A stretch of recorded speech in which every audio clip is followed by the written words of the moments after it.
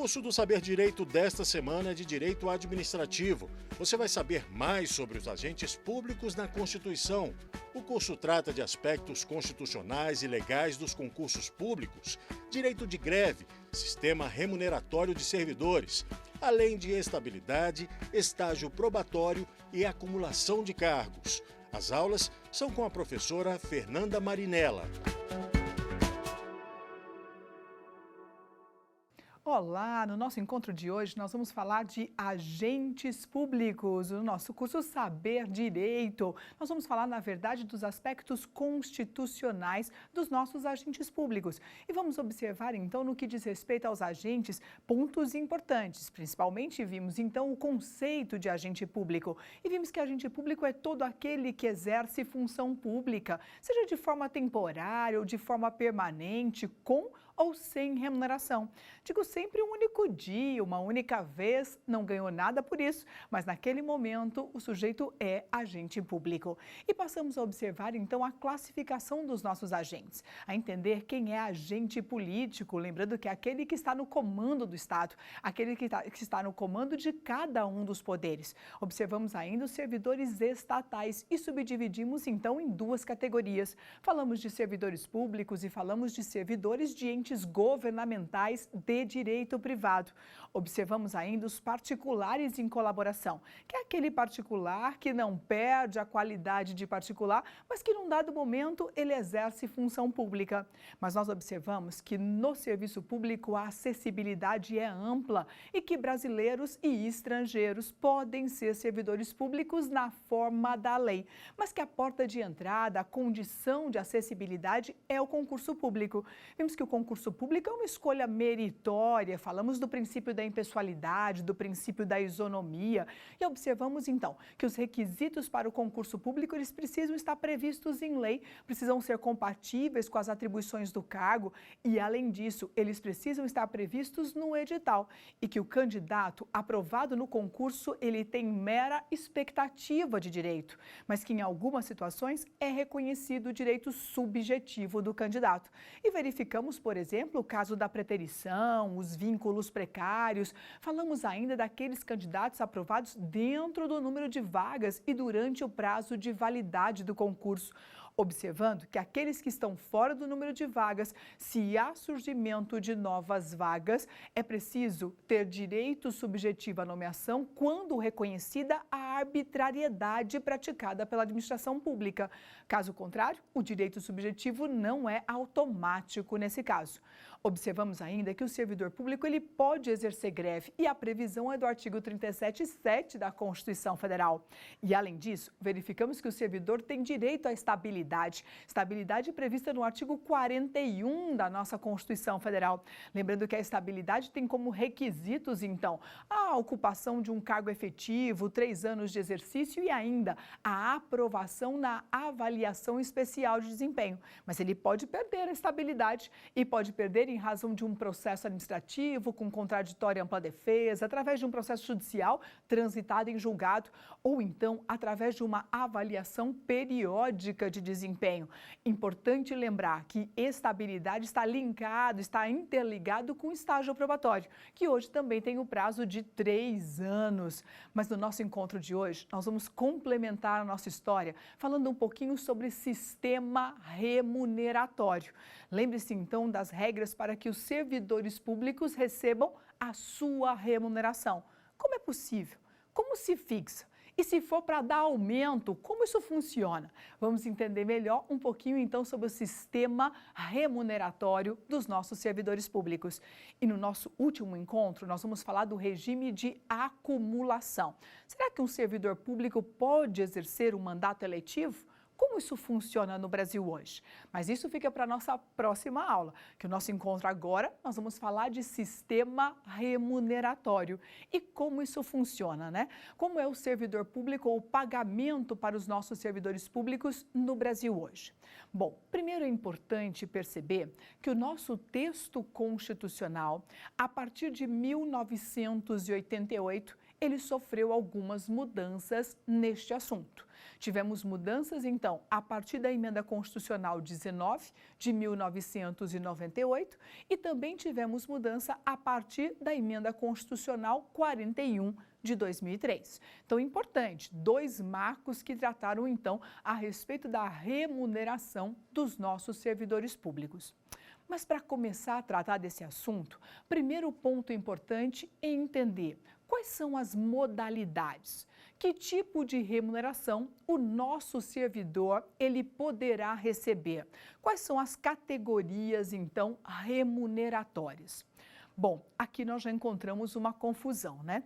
Alguns legisladores, ou melhor, em alguns diplomas legais, nós temos a confusão entre remuneração, vencimentos, vencimento, subsídio e assim por diante. Nós vamos tentar primeiro arrumar estes conceitos para que a gente possa entender a regra de cada um deles. Vejam só, vamos começar pensando no conceito de remuneração. Remuneração, que para alguns autores é chamado de vencimentos. Observe que nós estamos falando de vencimentos no plural. Então, alguns autores chamam de remuneração ou outros autores chamam de vencimentos. O que significa? Essa remuneração é o salário pago ao servidor pelo seu trabalho. É o salário, é a retribuição paga ao servidor pelo trabalho desenvolvido. Até porque é uma garantia constitucional receber remuneração pelo trabalho. E assim, observe, quando nós pagamos ao servidor vencimentos ou remuneração, o pagamento ele é feito em duas parcelas. O servidor ele vai receber uma parcela fixa, que a gente chama de parcela fixa ou salário base, ou também chamado de vencimento no singular. E esse valor é pago a toda a carreira. Esse valor é pago a toda a categoria, tá certo? É o salário base, é o vencimento, é a chamada parcela fixa. No entanto, a remuneração dos servidores, ela é somada a uma parcela variável. Essa parcela variável, nós vamos perceber que depende das condições do próprio servidor, da qualidade do trabalho, do horário desenvolvido e assim por diante. Então, são parcelas que variam de um servidor para o outro em razão de diversas condições que nós vamos observar. Então, quando o nosso servidor ele recebe remuneração, digo a modalidade de remuneração, nós estamos falando de uma parcela fixa mais uma parcela variável. Uma parcela fixa, chamada de salário base, que é paga toda a carreira, e uma parcela variável, que vai depender de condições do próprio servidor. Ele trabalha durante o dia, ele trabalha à noite, ele já é servidor há quantos anos? Ele tem mestrado, especialização e assim por diante? Então, essas são situações que geram parcelas variáveis e que são pagas, então, aos servidores públicos de acordo com as condições individuais. Certinho? Agora, observe, o que pode fazer parte dessa parcela variável? Fernanda, esse ponto é preocupante. A verdade é que o sistema remuneratório, nessa modalidade de parcela fixa mais parcela variável, sempre foi uma preocupação dos administradores brasileiros, porque o sistema é complexo e muitas vezes acaba deixando brechas para algumas ilegalidades, para alguns abusos praticados por administradores públicos. Você já deve ter ouvido falar dos escândalos dos supersalários. Sem dúvida alguma, você já escutou essa história, né? E como isso acontece? Na verdade, isso acaba dando a possibilidade de acontecer em razão das parcelas variáveis. Os gestores públicos, de forma abusiva, de forma ilegal, eles vão criando adicionais, gratificações, abonos, indenizações e tudo isso somadinho acaba dando um salário milionário. Então, a grande preocupação dos gestores públicos vem efetivamente do sistema complexo de remuneração que nós temos no Brasil hoje. E o cuidado está exatamente na parcela variável. Então, se tem que ficar de olho, se é para prestar atenção, a lupa está lá na parcela variável, tá certo? E aí você vai dizer, o que pode fazer parte, então, Fernanda, dessa parcela? Quais são as verbas? Bom, aqui nós vamos falar das chamadas vantagens pecuniárias. As vantagens pecuniárias, elas estão previstas no Estatuto dos Servidores Públicos. Vantagens pecuniárias para os servidores públicos federais, por exemplo, estão previstas na Lei 8.112 de 90. E assim vai depender de cada carreira, e assim vai depender do Estatuto do Servidor de cada ente público. Muito bem. Mas quais são as vantagens pecuniárias que nós encontramos na Lei 8.112? Até porque muitos estatutos estaduais e municipais copiam a Lei 8.112. Então, vamos entender o que acontece na Lei 8.112. Olha só, nós vamos encontrar 3 categorias ou 3 verbas pecuniárias importantes na Lei 8.112. Nós falamos primeiro das indenizações. E seguindo a nossa velha história de que o nome tem que ser útil, o que significa para você uma verba indenizatória? O próprio nome já diz, né? Verba indenizatória serve para compensar, serve, na verdade, para recompor uma despesa que o servidor já teve. Vamos imaginar, ele precisou se deslocar em razão do serviço, ele vai ter direito à recomposição dessa despesa. Vamos imaginar, ele precisou se mudar, se deslocar, morar numa nova localidade em razão do serviço. Ele vai ter despesa de mudança, vai ter despesa da matrícula dos filhos na nova localidade e, para isso, ele tem direito à indenização. Então, a verba indenizatória, ela é paga para recompor uma despesa que o nosso servidor já teve. Ela não incorpora a remuneração do servidor. Então, vamos imaginar que um servidor, em razão do seu serviço ou em nome da sua função pública, ele vai ser instrutor em uma nova localidade. Bom, para isso ele vai ter que viajar, ele vai ter que se hospedar, vai ter despesa com a alimentação. E estes gastos que ele está tendo em nome do seu serviço, em razão do seu cargo, ele tem direito à recomposição. Mas isso só acontece naquele mês, isso acontece naquele momento em que ele está prestando o serviço. O que significa dizer que esta verba não é permanente. Esta verba vai acontecer naquele contexto em que ocorreu a despesa. Então, muito cuidado com essa informação. Quando nós falamos em verbas indenizatórias, estas verbas elas não incorporam a remuneração do servidor. Exemplo, você tem diárias, você tem ajuda de custo, você tem transporte e esses são exemplos, então, de verbas indenizatórias previstas na Lei 8.112 de 90. Muito bem. Mas além das verbas indenizatórias, que tipo de pecúnia ou de valor pode ser pago ainda ao servidor público lá naquela parcela variável? Também pode ser pago ao servidor os adicionais e as gratificações. Adicional e gratificação, em muitos diplomas legais, eles são tratados com a mesma natureza. A jurisprudência tenta separar, tá certo?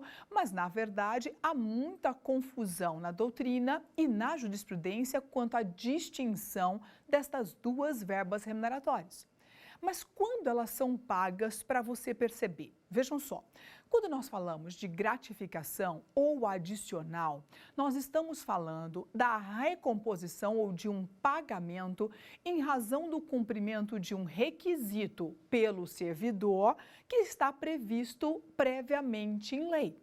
Como assim, Fernanda? Não entendi. Vamos lá, vou explicar. Vamos imaginar que o sujeito ele esteja exercendo uma função de confiança. Se ele está exercendo uma função de confiança, em razão desta atribuição a mais, ele vai receber uma gratificação. Ele tem direito à gratificação por função de confiança. Você poderia pensar ainda, em algumas carreiras, o tempo de serviço conta como quinquênio, chamado de adicional por tempo de serviço, que hoje não tem mais na Lei 8.112, mas estava previsto, já tem servidor incorporando o quinquênio Brasil afora. Então, isso está previsto em algumas carreiras. Além disso, você poderia pensar ainda um adicional, por exemplo, noturno, para aquele servidor que trabalha à noite. Então, ele tem direito ao adicional noturno. Então, ele cumpre um requisito previsto na lei e vai ter direito a um pagamento, uma verba pecuniária em razão disso. Então, seja a gratificação ou o adicional, nós estamos falando de verbas, então, que são pagas ao servidor em razão de um cumprimento de um requisito previsto em lei. Perceberam? E você vai dizer assim, mas Fernanda, gratificação e adicional, eles são incorporados à remuneração do servidor? Minha pergunta é, ele vai levar para o resto da vida? Vai levar para o resto da vida, tá certo?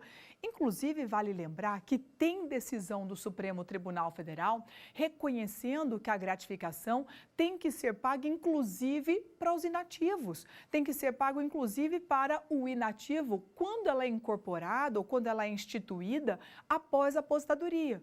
Então, mesmo que o sujeito esteja aposentado, ele deve ter direito a uma nova gratificação que foi criada. Só o cuidado, né?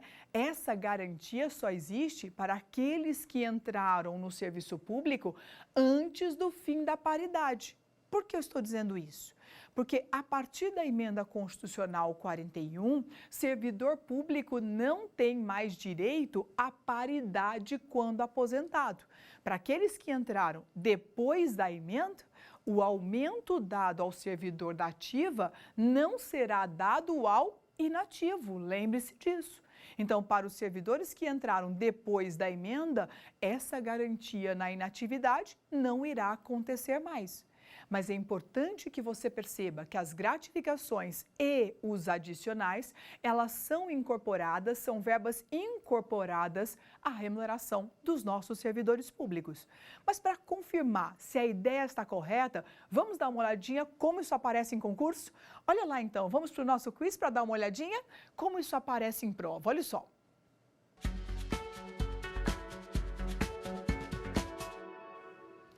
E vamos então, acerca do regime jurídico dos nossos servidores públicos federais, julgue o item a seguir.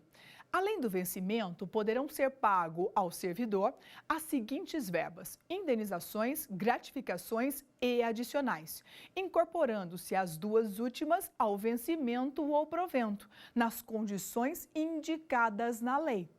Vamos observar, então, que as verbas, gratificações e adicionais, essas são incorporadas à remuneração do servidor, seja ativo ou inativo. Vamos ver a resposta, então? A resposta, por favor.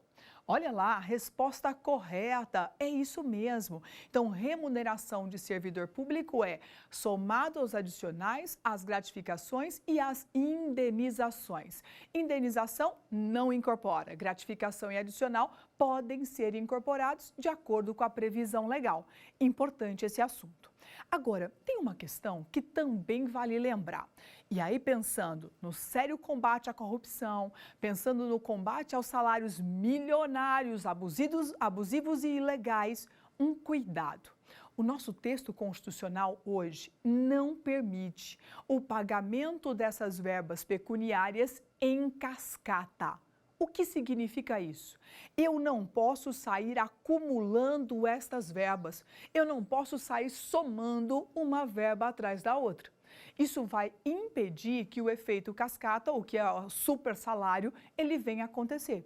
Então, essa previsão, ela foi introduzida por emenda constitucional e vale a pena tomar cuidado, portanto. Falamos aqui da previsão, então, do artigo 50 da Lei 8.112 e falamos do artigo 37, o inciso 14 da Constituição Federal. Fica impedido, portanto, o efeito cascata para essas verbas indenizatórias. Bom, mas além disso, importante lembrar ainda, salário mínimo não pode ser utilizado como indexador dessas verbas. Não é permitida a utilização. Vamos pagar a gratificação no percentual de tantos por cento do salário mínimo. Pode? Não pode. E aqui nós estamos falando da previsão, da definição da súmula vinculante de número 4. Súmula vinculante número 4 diz então: salvo nos casos previstos na Constituição, o salário mínimo não pode ser usado como indexador de base de cálculo de vantagem de servidor público ou empregado, nem ser substituído por decisão judicial. Então, eu não posso utilizar o salário mínimo como indexador para essas verbas pecuniárias, tá certo? Importante lembrar, súmula vinculante de número 4. Agora, olhe só, compreendam o contexto. O Brasil, ele tinha uma preocupação muito grande com o pagamento dos servidores públicos, porque, como eu disse, historicamente, muitos abusos foram praticados. A grande questão, e disse sempre a lupa, o cuidado, estava exatamente nas verbas variáveis pagas aos servidores. 1998. A Emenda Constitucional 19, ela trouxe uma mudança e criou, portanto, uma nova modalidade remuneratória. A Emenda Constitucional 19 instituiu para os servidores públicos a modalidade chamada de subsídio. Você vai dizer, Fernanda, o que é isso, subsídio? Subsídio nada mais é do que um pagamento feito aos servidores públicos em parcela única. Como assim? Sabe aquela parcela fixa, mais os variáveis, mais os picadinhos todos que geravam problema? Nós vamos somar. Nós vamos fazer um bolo só e vamos pagar uma parcela única. O grande objetivo do Constituinte naquele momento era controlar melhor os pagamentos, era ter melhor controle com os aumentos, adicionais e gratificações pagas aos servidores públicos. Porque para os servidores que recebem subsídio, e eu já vou lhe contar quem recebe, para os servidores que recebem subsídio, nós vamos somar tudo. Imaginem assim, ó, salário base, R$10.000, picadinhos, mais R$12.000. Vamos somar tudo e esse servidor vai ganhar R$22.000. Então, a remuneração dele na modalidade subsídio é paga em uma parcela só, em um bolo único. Aí você poderia perguntar, mas Fernanda, subsídio, essa expressão foi objeto de muitas críticas. Qual o ponto e qual a preocupação? Primeiro porque a palavra subsídio vem do latim. E lá no latim significa ajuda de sobrevivência. Peraí. Quem recebe subsídio no Brasil? Subsídio no Brasil é pago para os grandes cargos. Falamos de presidente da República, falamos, por exemplo, magistrados, membros do Ministério Público e nós já vamos chegar lá. Mas se esses cargos recebem ajuda de sobrevivência, imagine o resto. Imaginem os demais servidores. Então, a doutrina criticou muito essa terminologia, né? Subsídio, ajuda de sobrevivência, mas quem recebe são os melhores cargos do país. Então, aqui fica a nossa crítica com relação à terminologia. A segunda crítica veio para o conceito. Diz que subsídio é uma parcela única. E a questão é, se é única, não é parcela de nada, né? Se é única, não é parte de nada. Então, nesse conceito, os doutrinadores também criticaram muito. Mas o fato é que a ideia era controlar melhor a remuneração paga aos servidores. Vamos somar tudo e vamos pagar em uma única parcela. E aí vamos lembrar, quem recebe subsídio no Brasil? Quem está sujeito, então, a esta modalidade remuneratória? Falamos aqui dos chefes do Poder Executivo, portanto, o presidente da República, os governadores e os prefeitos. Sempre digo que aonde vai o chefe, vai também o vice, vai também o sombra, tá certo? Então, é o presidente e vice, governador e vice, o prefeito e o vice. Então, os chefes do Poder Executivo. Também recebem subsídio os membros do Poder Legislativo. Aqui nós estamos falando de senadores, deputados federais, deputados estaduais e os vereadores. Todos eles estão na lista e, portanto, também recebem subsídio. Também constam nessa lista os magistrados e os membros do Ministério Público. Magistrado e membro do MP também está na lista e também recebe parcela única. Além dos magistrados e membros do Ministério Público, nós vamos lembrar também dos ministros e conselheiros dos nossos tribunais de contas. Ministros e conselheiros dos tribunais de contas também recebem parcela única.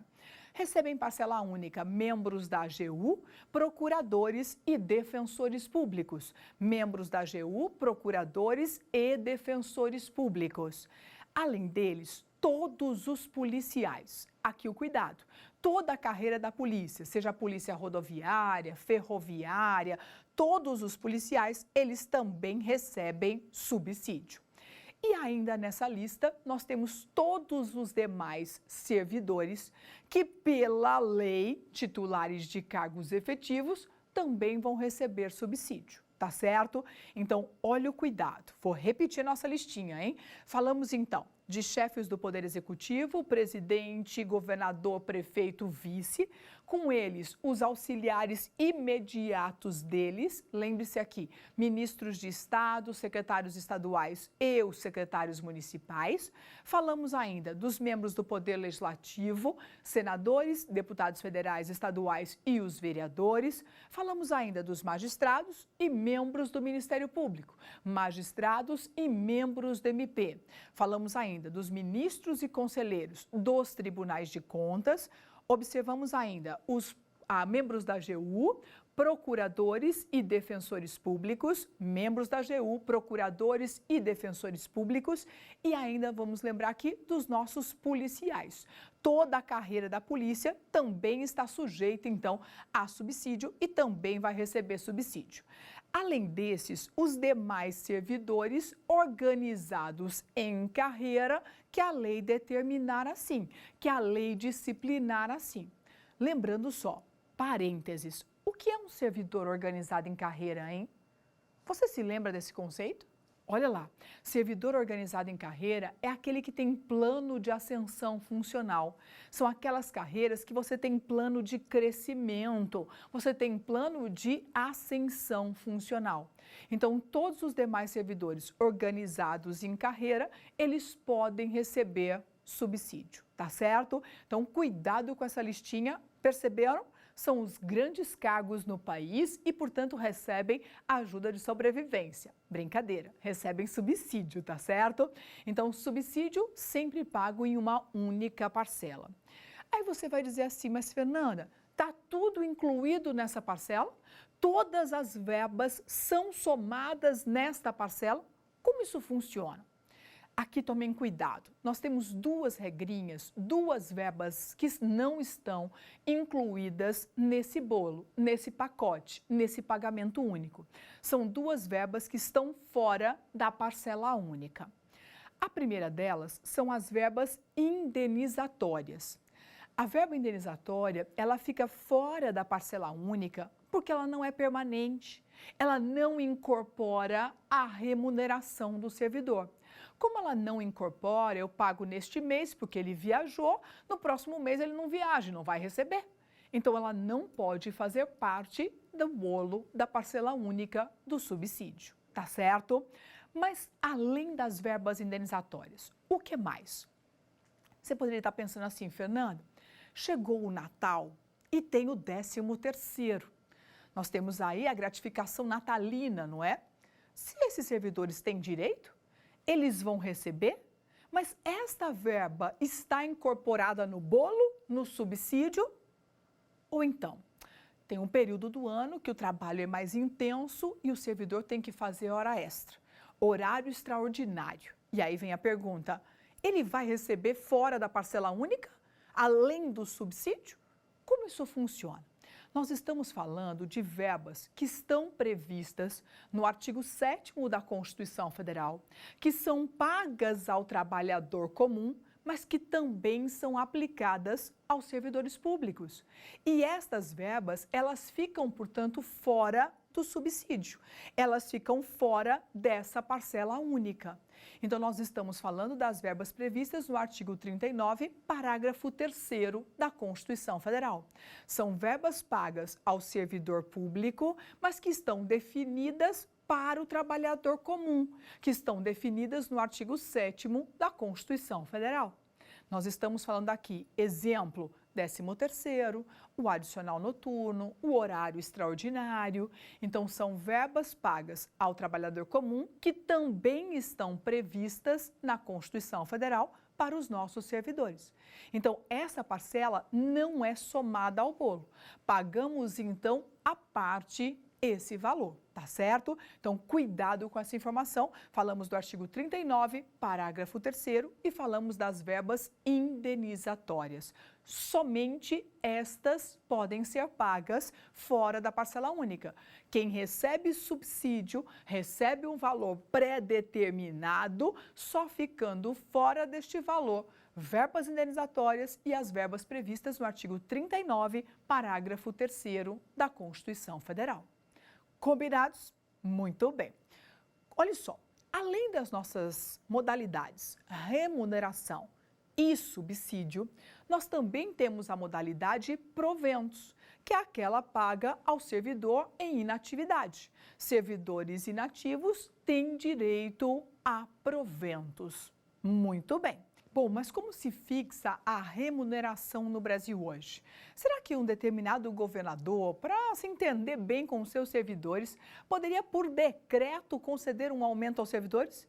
Vamos imaginar, chegou o Natal, está perto da eleição, ele resolveu dar aumento aos servidores públicos por decreto? Isso seria possível? O que você acha? Como se fixa a remuneração de servidor público no Brasil hoje? Olha, tome cuidado com esse assunto. Não pode por decreto. Governador não dá para fazer amizade desse jeito. Não é possível. A remuneração de servidor público no Brasil, ela é fixada por meio de lei. Quando eu digo que ela é fixada por meio de lei, eu digo que ela é fixada por meio de lei quando eu crio o cargo, ela é fixada por meio de lei quando eu concedo um aumento ao servidor, ela é fixada por meio de lei quando eu concedo uma gratificação, um adicional e assim por diante. É dizer que qualquer modalidade remuneratória, ela precisa de lei anterior para estabelecer. É a lei que vai definir. E você vai dizer, de quem é essa lei? Ou melhor, de quem é a iniciativa para apresentar o projeto de lei. Aqui é importante perceber que a iniciativa é também de quem vai pagar a conta. O que significa dizer, se os servidores eles estão no Poder Executivo, a iniciativa será do Poder Executivo. Se os servidores estão no Poder Legislativo, a iniciativa tem que ser do Poder Legislativo. E também, se o servidor é do Poder Judiciário, a iniciativa também será do Poder Judiciário. Afinal de contas, ninguém pode dar aumento ao funcionário do vizinho, não é assim? Todo mundo sabe o quanto vai gastar. Portanto, este é o determinador, este é o fator determinante, então, para definir a iniciativa de lei. A iniciativa de lei é sempre de quem vai pagar a conta, tá certo? Então, é importante observar, remuneração de servidor público só pode ser fixada por meio de lei. Nesse ponto, eu queria lembrar o que acontece na súmula vinculante 37. A súmula vinculante 37 diz assim, não cabe ao Poder Judiciário, que não tem função de legislar, aumentar vencimentos de servidores públicos sob o fundamento de isonomia. Então, se eu digo que remuneração se fixa por lei, diz a súmula vinculante 37, não pode o Poder Judiciário, que não tem função legislativa, conceder aumento ao servidor público, nem mesmo com a justificativa de efetivar o princípio da isonomia. Então, isto não cabe, não é possível. Agora, tomem cuidado para um ponto importante. Excepcionalmente, esta remuneração não será fixada por lei. E essa é previsão constitucional. Essas exceções estão expressas na Constituição Federal. E você poderia perguntar, mas Fernanda, quais são os casos quando a remuneração não será fixada por meio de lei? Senhores, a primeira hipótese, o Congresso Nacional poderá fixar, através de decreto legislativo, Congresso Nacional poderá fixar, através de decreto legislativo, parênteses, o que é um decreto legislativo? Senhores, decreto legislativo é uma espécie normativa que não tem deliberação executiva, não tem sanção e veto do presidente da República. Eu aprovo na Câmara, aprovo no Senado e ele está pronto. Ele não segue para sanção e veto do presidente. Então, nós estamos falando que o Congresso Nacional, através de decreto legislativo, ele fixará a remuneração de quem? Presidente da República, ministros de Estado, senadores e deputados federais. Olha lá, presidente da República, lembre-se que com o presidente vai também o vice, né? Presidente da República e o seu vice. Falamos ainda dos ministros de Estado, dos senadores e dos deputados federais.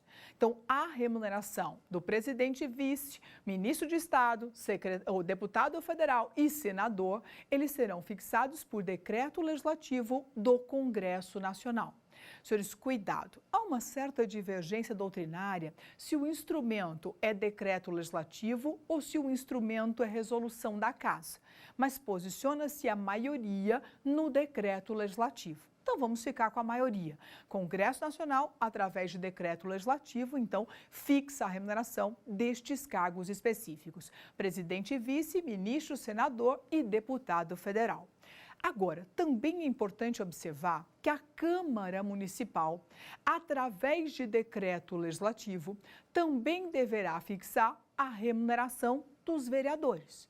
Então, atentos para esse ponto. A Câmara Municipal, então, por decreto legislativo, ela fixará a remuneração dos vereadores. Aí você vai dizer, mas Fernanda, você citou o deputado federal, você citou o senador, você falou de vereadores e eles estão na exceção. Mas e o deputado estadual, como fica? E o governador do estado, como é fixada a remuneração do governador do estado? E do prefeito, como ficam essas situações? Olha só, esses casos não listados, e digo, portanto, governador, deputado estadual, falamos do prefeito, eles não estão na exceção constitucional. Se eles não estão previstos como exceções da Constituição, nós estamos falando, então, de previsão por lei. Então, o salário, digo, subsídio dos deputados estaduais, a remuneração dos governadores e dos prefeitos serão fixados através de lei, tá certo? Então, cuidado, só será por decreto legislativo as hipóteses especificadas no texto constitucional. E assim nós estamos falando, então, do presidente da República, do vice, falamos dos senadores, deputados federais e dos vereadores. Especificamente, eles têm direito à remuneração fixada por decreto legislativo, seja do Congresso Nacional ou da Câmara Municipal. Mas aqui vem uma pergunta: quanto pode ganhar esses agentes públicos? Será que a remuneração desses agentes pode chegar até o céu? O que é possível, então, enquanto pagamento remuneratório? Bom, se nós falamos de fixação através de lei, nós precisamos tomar cuidado, então, com relação a essa previsão legal, digo, a esse limite com relação à remuneração. E vamos entender um pouquinho sobre teto remuneratório nesse contexto.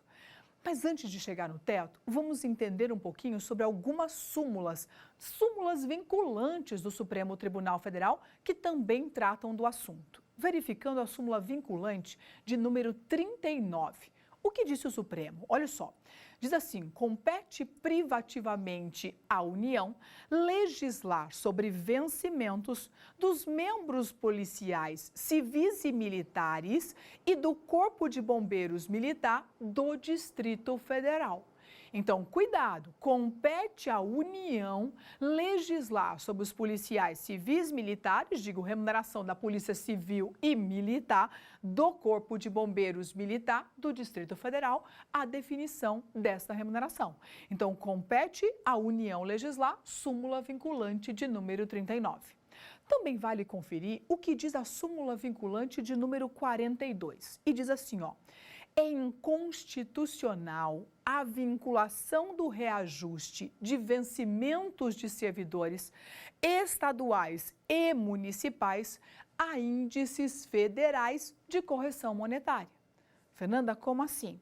Aumento de servidor estadual, aumento de servidor municipal não pode estar vinculado, diz a súmula, é inconstitucional aos índices federais de correção monetária. Eu não posso amarrar, eu não posso vincular essas duas remunerações, tá certo? Esse reajuste não pode ser vinculado. Súmula vinculante, então, de número 42. Agora vejam, definido por lei é dizer quanto pode ser, ou melhor, qual é o teto remuneratório que pode ser pago no Brasil. Para entender um pouquinho sobre teto remuneratório, nós precisamos fazer um breve histórico do que aconteceu no Brasil. Vamos primeiro à Constituição de 1988. Em 88, a Constituição Federal, no artigo 3711 da Constituição, já falou ou já introduziu a ideia de teto remuneratório e disse que os servidores públicos estão sujeitos a teto remuneratório. No entanto, neste momento, ou digo no texto original de 1988, o teto remuneratório ele foi introduzido, mas as verbas de natureza pessoal, ficou fora da conta.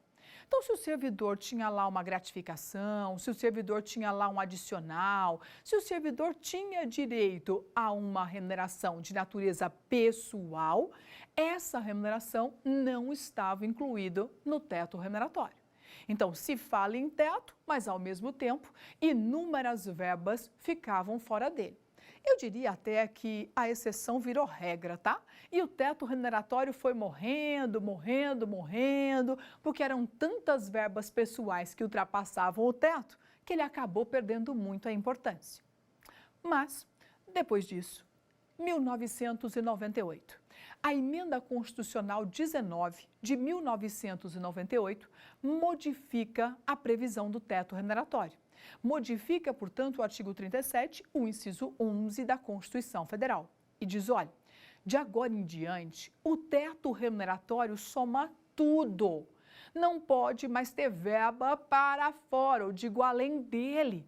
Então, nós vamos agora somar toda a remuneração do servidor. E aqui eu estou dizendo remuneração do servidor da administração direta e administração indireta. Aqui eu estou falando de teto para a União, estados, municípios, Distrito Federal, mas eu também estou falando de teto para as autarquias, para as fundações públicas, para as empresas públicas e para as sociedades de economia mista. Parênteses, hein? Empresa pública e sociedade de economia mista têm um cuidado. Porque se essa empresa não recebe dinheiro para custeio, se essa empresa não recebe dinheiro para a sua manutenção diária, despesas correntes, ela não vai precisar cumprir o teto. Mas, no mais, tem que cumprir o teto. Então, falamos de teto remuneratório para a administração direta e administração indireta. Falamos de teto remuneratório para cargos, empregos e funções, seja do Poder Executivo, do Poder Legislativo ou do Poder Judiciário. Então, na verdade, a Emenda Constitucional 19 de 1998, ela efetivamente introduz o teto remuneratório, dizendo aqui eu vou considerar todas as verbas remuneratórias. Está tudo somado e não pode ultrapassar o teto. Mas qual foi o teto fixado neste contexto? Ninguém pode ganhar mais no Brasil do que ministro do Supremo Tribunal Federal. Repito, ninguém pode ganhar mais no Brasil do que ministro do Supremo Tribunal Federal. Cuidado! Neste contexto, o Supremo Tribunal Federal entendeu que esta era uma norma de eficácia limitada e que eu só poderia introduzir efetivamente o teto a partir do momento que fosse aprovada uma lei definindo quanto ganha ministro do Supremo Tribunal Federal. Problema: essa era uma lei de iniciativa conjunta. Presidente da República, presidente do Senado e presidente da Câmara. Os três juntos deveriam elaborar um projeto de lei que definiria o salário do ministro do Supremo e, portanto, o teto remuneratório no Brasil. Você acha que isso deu certo? É óbvio que não, né? Essa lei nunca saiu e, efetivamente, o teto não foi implementado neste contexto. Mas veio, posteriormente, a Emenda Constitucional 41. E a Emenda 41 modifica esse cenário e diz, de agora em diante tem teto remuneratório, o teto é o quanto ganha ministro do Supremo Tribunal Federal. É verdade que nós precisamos de uma lei para dizer o quanto ganha ministro do Supremo, porque é remuneração, e remuneração se fixa por lei. Mas essa lei é de iniciativa do próprio Supremo. Não precisa sentar Senado, Câmara e Supremo para resolver. Então, é uma lei de iniciativa do próprio Supremo Tribunal Federal que se fixa, então, a remuneração e, portanto, o teto geral no Brasil. Mas aqui é importante lembrar, a Emenda 41, além do teto geral, ela também estabelece os chamados subtetos. E diz, então, o teto para o Estado, o teto para município e assim por diante. Então, a Emenda Constitucional 41 implementa o teto a partir de uma lei de iniciativa do Supremo, diz que tem que aplicar de imediato e fixa a norma transitória até a aprovação da lei, e diz ainda, para o âmbito estadual e municipal, nós vamos ter os chamados subtetos. Mas que regra é essa? Então, vejam bem, no Brasil hoje, teto geral. Ninguém pode ganhar mais do que ministro do Supremo Tribunal Federal. Esse também é o teto para a União. No âmbito federal, digo na União, ninguém pode ganhar mais do que ministro do Supremo Tribunal Federal. No âmbito estadual, nós vamos encontrar 3 regrinhas diferentes. São 3 parâmetros diferentes. Se o sujeito é servidor estadual no Poder Executivo, o teto dele é o do governador. Se o sujeito é servidor estadual no Poder Legislativo, ele não pode ganhar mais do que o deputado estadual, e esse é o teto dele. Mas se o sujeito é servidor público do Poder Judiciário, o teto dele é o do desembargador. Então, no Judiciário Estadual, ninguém pode ganhar mais do que o desembargador. Lembre-se que esse teto do desembargador, ele também é extensivo aos membros do Ministério Público, aos procuradores e defensores públicos. Então, o teto do desembargador também é aplicado para os membros do Ministério Público, para os procuradores e para os defensores públicos. Nesse ponto, nós temos 3 cuidados importantes. Olha só. Primeiro, vamos observar que o teto do desembargador, ele serve para o membro do MP. É para toda a carreira do MP? Não. Membro do MP é o promotor e o procurador de justiça. Esse teto do desembargador, lá no âmbito estadual, também serve para o defensor e para o procurador. Mas, Fernanda, aquele que é auxiliar administrativo na procuradoria vai ter esse teto? Não. Então, eu digo, para aqueles que estão na estrutura do Ministério Público, da Procuradoria e da Defensoria Pública, mas que não são membros do MP, procuradores e defensores, o teto é o do governador. Certo? Então, cuidado com essa informação. Importante, procuradores municipais, o entendimento da jurisprudência é que eles também entram nesse teto. Afinal de contas, eles também são essenciais à efetivação, então, da norma jurídica no país. Então, eles também entram pela jurisprudência nesse mesmo teto. Agora, observe, o desembargador, ele vai ganhar até 90,25% do ministro do Supremo. Como assim? Historicamente, a Justiça Federal e a Justiça Estadual sempre tiveram salários diferentes. E a discussão é, mas a justiça não é una? Não é uma só? Mas nós temos sim, desde o texto constitucional, portanto o texto originário, remunerações diferentes para as 2 carreiras. Então, diz a nossa jurisprudência, e a ADI 3854 faz exatamente essa análise, que o desembargador, digo, o magistrado estadual, ele vai ganhar até 90,25% do ministro do Supremo. Mas digo isso enquanto juiz estadual. Ah, Fernanda, mas se ele for professor, ele pode, então, somar e chegar até ministro do Supremo? Ele pode. Como a justiça é uma só, o teto é um só, ministro do Supremo. No entanto, o desembargador estadual, ele vai ganhar, o magistrado estadual, até 90,25% do ministro do Supremo enquanto juiz estadual. Então, cuidado com esse limite. Agora, no âmbito municipal, nós também temos um teto. No âmbito municipal, ninguém pode ganhar mais do que o prefeito. No município, então, ninguém pode receber mais do que o prefeito. Aí você vai dizer, mas Fernanda, e quem estiver acima? O que acontece?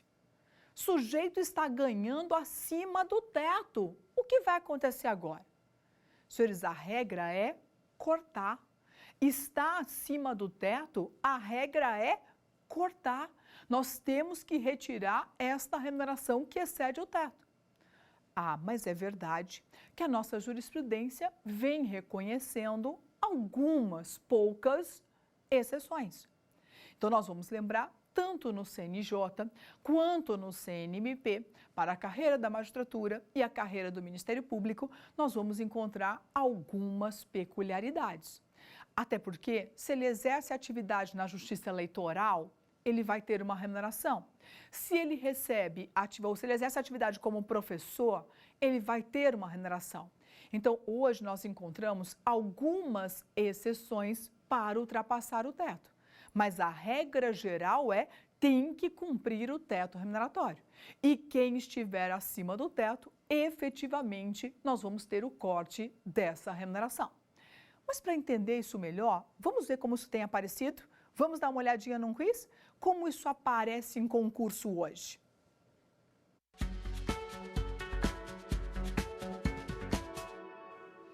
Bom, vamos lá. Integram o universo de agentes alcançados pelo teto remuneratório constitucional, previsto no artigo 3711 da Constituição Federal, os servidores públicos ocupantes de cargos. Olha lá.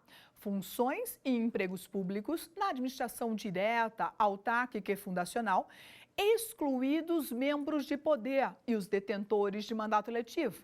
Assim, os empregados de empresas públicas, assim como os empregados de empresas públicas e sociedades de economia mistas dependentes. Será que isso é verdade? Vamos mais um pouquinho. Também, então, estão sujeitos ao teto os cargos, funções e empregos públicos, letrinha B, na administração direta e na administração indireta, excluídos os empregados da empresa pública, só de economia mista. Falso, né? Pode até ficar fora, mas olha o cuidado. A regra geral é que se ela recebe dinheiro para custeio, ela vai ter que cumprir o teto e os seus empregados estão sujeitos ao teto remuneratório. Então, cuidado com essa informação. E vamos à letra C. Cargos, funções e empregos na administração direta, excluído essa finalidade, para essa finalidade, os servidores sentido lato da administração indireta. A administração indireta está fora do teto? Tem algo errado aí, né? Cargos, funções e empregos públicos na administração direta, autárquica e fundacional, os membros de qualquer dos poderes, da União, dos Estados, do Distrito Federal, dos municípios, os detentores de mandato eletivo e os demais agentes políticos, assim como os empregados de empresas públicas e sociedades de economia mista e subsidiárias dependentes. Todos estes estão sujeitos ao teto remuneratório. Vamos ver a resposta certa, então? Vamos conferir nossa resposta. Olha lá, resposta certa, então, é a letra D. Todos estão sujeitos ao teto remuneratório, seja, portanto, da administração direta ou indireta, da União, do Estado, do município e do Distrito Federal, sejam os cargos no exercício de poder, mandato eletivo e aqueles que estão nas empresas públicas e nas sociedades de economia mistas dependentes, que recebem repasse para o seu custeio. Bom, mas anotado tudo isso, nós observamos então que o sistema remuneratório no Brasil, ele é bastante complexo. Nós observamos então que nós temos 3 modalidades importantes de remuneração. Falamos então de remuneração, que é paga em 2 parcelas, parcela fixa, salário base, mas parcela variável. Falamos um pouquinho então das verbas pecuniárias, como as indenizações, as gratificações e os adicionais pagos aos servidores públicos. Observamos a vedação para o efeito cascata e a vedação para a vinculação ao salário mínimo. Importante verificar ainda que a remuneração no Brasil se fixa por lei. Excepcionalmente, o Congresso Nacional fará por decreto legislativo e a Câmara Municipal a mesma forma. Mas cuidado, a regra geral é por lei. Mas que no Brasil nós temos hoje teto remuneratório e que o teto geral é dizer ninguém pode ganhar mais do que ministro do Supremo Tribunal Federal. Lembrando que para o âmbito federal, o teto geral é o que está valendo, mas para os estados, no executivo, vale o governador. No poder legislativo, vale o deputado estadual. E no poder judiciário, vale, portanto, o subsídio dos desembargadores. Lembrando que, como desembargador, ele não pode ganhar mais do que 90,25% do ministro do Supremo Tribunal Federal. E que este teto é extensivo aos membros do Ministério Público, aos procuradores e defensores públicos. E fechamos lembrando que no âmbito municipal ninguém pode ganhar mais do que o prefeito. Lembre-se, a remuneração no Brasil é irredutível, não pode sofrer vinculação ou equiparação. E assim nós fechamos, então, os pontos mais importantes do nosso encontro de hoje. Lembrando que na nossa próxima oportunidade, nós vamos falar de acumulação. Será que servidor público pode exercer 2 cargos, 2 empregos ou 3 funções ao mesmo tempo? Mas na próxima oportunidade, nós trataremos, então, do regime de acumulação. Até mais!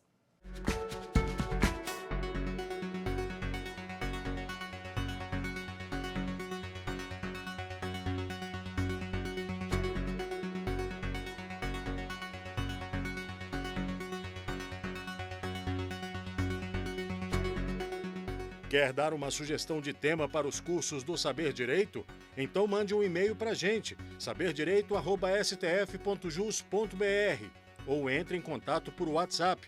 O número é esse que aparece na tela. Você também pode acompanhar as aulas pela internet.